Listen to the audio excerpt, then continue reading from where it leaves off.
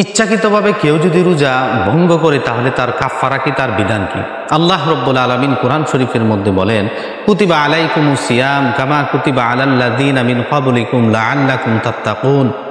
হে ঈমানদারেরা, ইয়া আইয়ুহাল্লাযীনা আমানু কুতিবা আলাইকুমুস সিয়াম, হে ঈমানদারেরা, তোমাদের উপরে আমি আল্লাহ রোজাকে ফরজ ঘোষণা করে দিয়েছি, যেমন করে আমি আল্লাহ রাব্বুল আলামিন তোমাদের পূর্ববর্তীগণের উপরে রোজাকে ফরজ ঘোষণা করা হয়েছিল।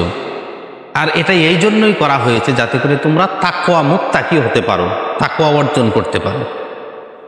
পৃথিবীতে যত ইবাদত আছে সমস্ত ইবাদত দেখবেন দেখানো যায়, মানুষকে দেখায়া ইবাদত করা যায়, কিন্তু একমাত্র রোজাটা হলো এরকম যেই রোজা কাউকে দেখানো যায় না।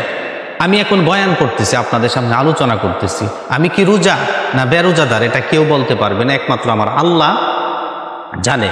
এই জন্য আল্লাহ রাব্বুল আলামিন বলেন, বান্দারা আমার জন্যই রোজা রাখে, সুতরাং রোজার প্রতিদান আমি আল্লাহ রাব্বুল আলামিন নিজ হাতেই দিয়ে দিব। সুবহানাল্লাহ।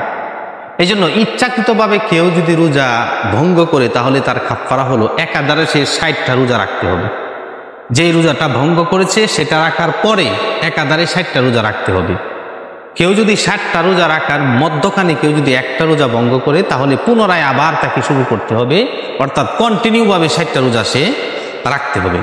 এতে যদি সক্ষম না হয় তাহলে 60 জন মিসকিনকে পূর্ণ তৃপ্তি সহকারে খাওয়াতে হবে, এটাই তার রোজা ভঙ্গের কাফফারা।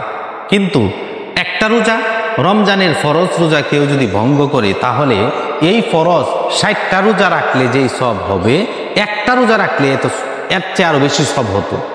অর্থাৎ রমজান মাসের রোজার সব, একটা রোজার যেই সব একাধারে 60টা রোজা কাফফারা করলেও এতটুক সব হবে না।